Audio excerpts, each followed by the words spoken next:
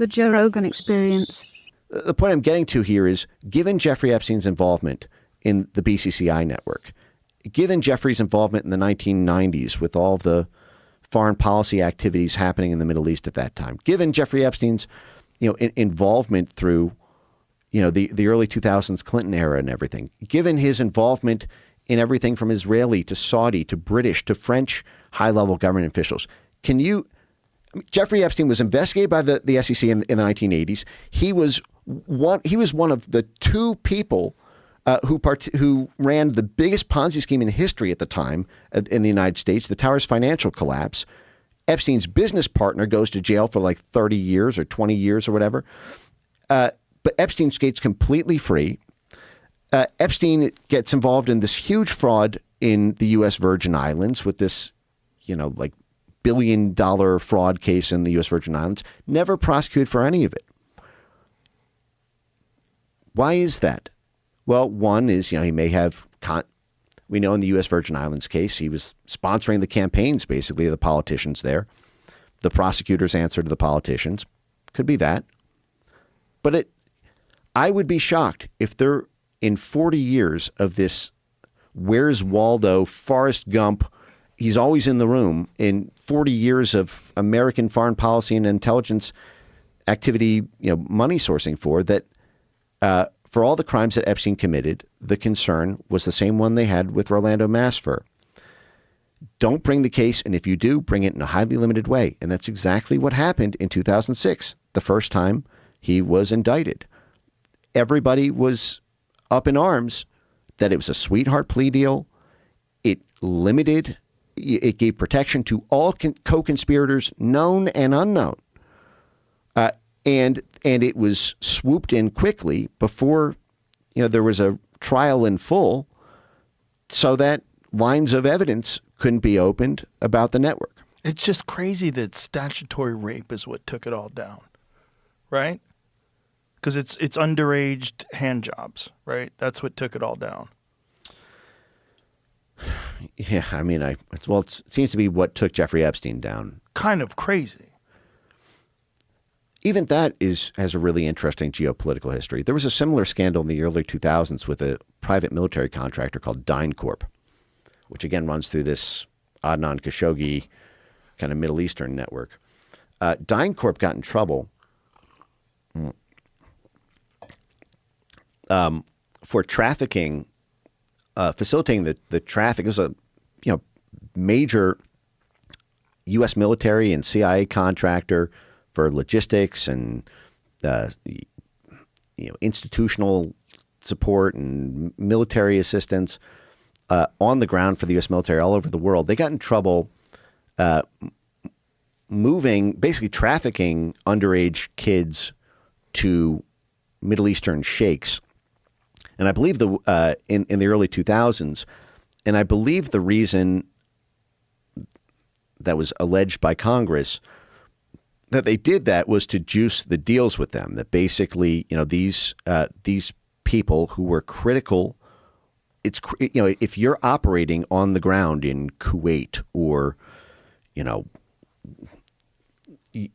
pick your Middle Eastern, country, in order to serve your purpose for the U.S. government to be this outside, plausibly deniable, but extensively infrastructured professional support outfit on the ground, you need the support of the local government.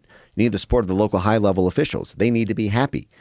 And there's several currencies for that. There's financial payoffs, and there's other things they might like parties and young women, especially in places where, being with the very young female is not illegal. And so what DynCorp, I believe, got busted doing, and you can look up the DynCorp scandal here, was doing this.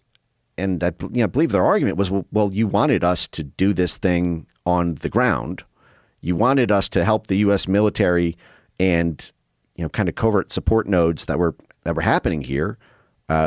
We had to do it somehow. This is part of what helped us do that.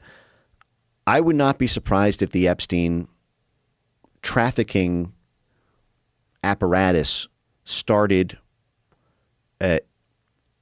with similar motivations. not, that it's not for necessarily for blackmail, but because it makes clients or customers or, VIP people happy. It makes them owe you something. It makes them want to get involved in a deal you do, even if the deal is not one they would ordinarily do, because they just want to stay close to you because you're their supplier of the thing, of their vice, of the thing that they, want but can't get. If you're a 70-year-old billionaire, you can't walk into a bar and leave aside the underage thing. You can't walk into a bar, and meet an 18-year-old who's, I presume, these things are facilitated at private parties, and it needs to, for a lot of these guys, it has to be discreet. They've got wives, they've got reputations, and there's an aspect of this that plays out at every institution. I worked at a New York law firm, and there's ways that you can make partner. At least this was kind of the vibe that I felt like. Some people make partner because they're really good technically at what they do. They're just amazing. They're just technical whizzes on the minutia of how to structure a merger or acquisition. They're just really great at structuring an offshore banking transaction, or they just know absolutely everything about tax law. There's some people who move up because of nepotism. They're the brother and they're the son-in-law of a major partner.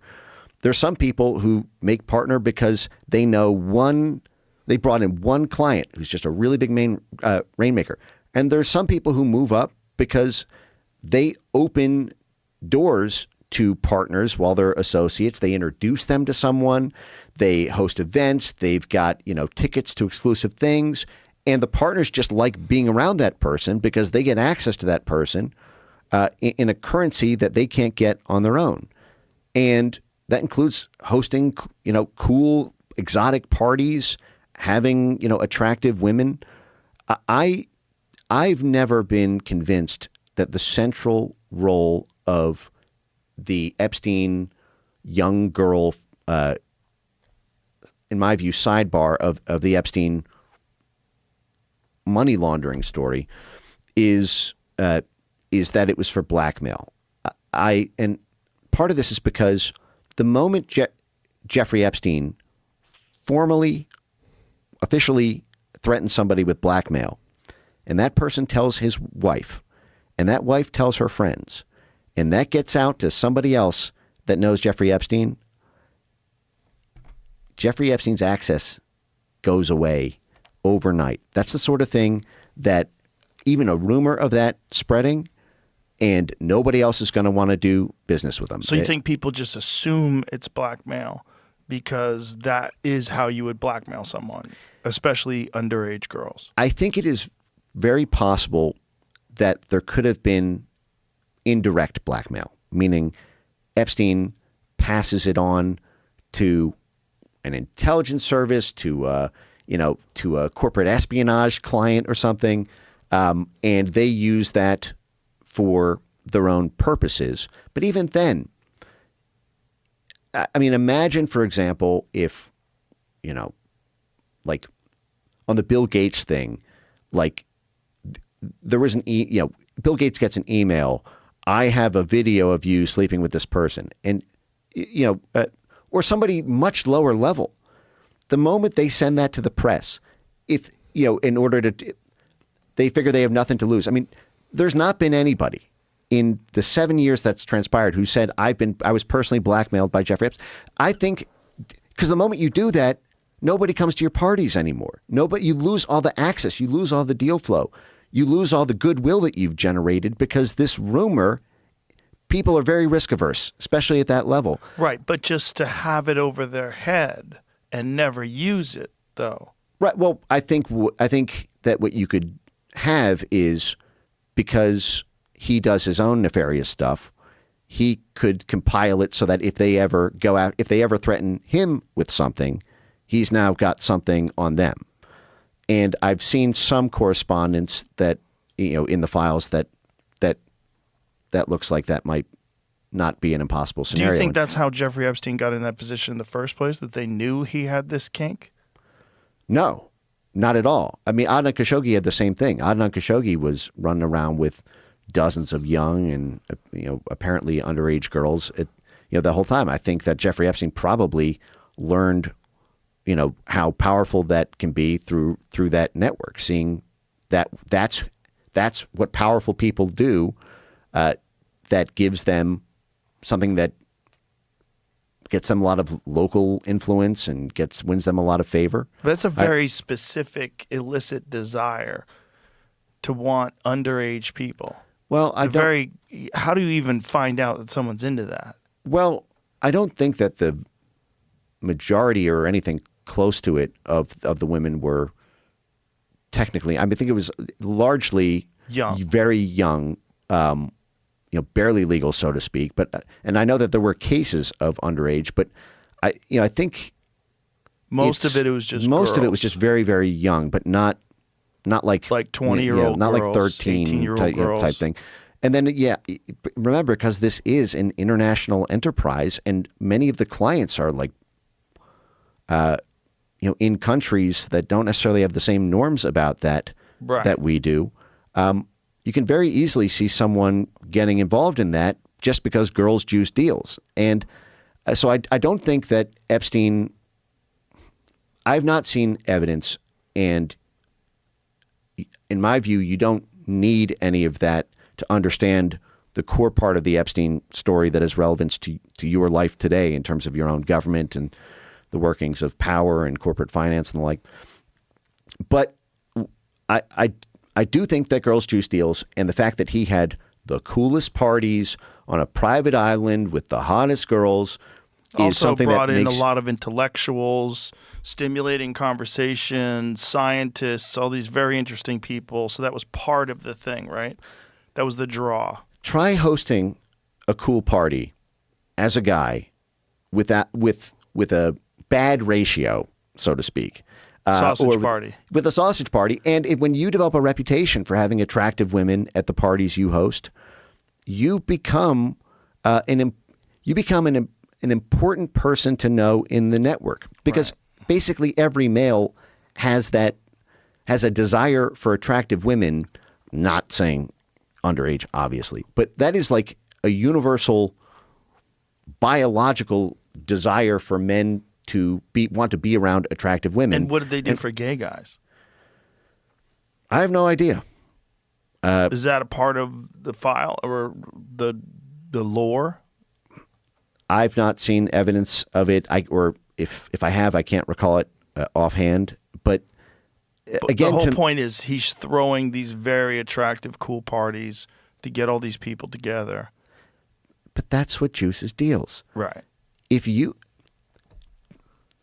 take this scenario, Epstein's running a fund. A donor, a colleague, someone that he'd like to do a favor for, or an intelligence service says, hey, we're trying to get a pipeline built in the Middle East. We need a facilitator to help arrange private outside funding for it, so this thing can be constructed, and it doesn't look like it's coming from the U.S. government, or just. The U.S. government will provide some sort of loan guarantee or something on it, but we can't raise enough money to do this. It needs to come from the outside, but it would really help American national security, and there's probably something in it for you if you can get this done. Epstein then goes out and says then puts out basically, tries to make contact with people in his network who might be interested in that deal. And then goes out to 5 people. 2 of them are, in the space locally. The deal terms look good. They want to do it 100%, no hesitation. And then 2 people say, well, listen, it's a good idea in concept, but I don't know, the risk profile on it looks a little high. This normally would not be something that my team would clear. It's interesting, but it's a little rich for my blood in terms of the risk profile.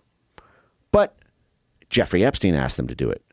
And Jeffrey Epstein, for the past 3 years of their lives has been the best weekend they've ever had, has made them feel alive again in their, mid 50s or 60s, has opened all sorts of other deals for them. And this deal might work out. So I'm afraid that if I say no to Jeffrey Epstein on this deal, I'm not going to get an invite to the next party.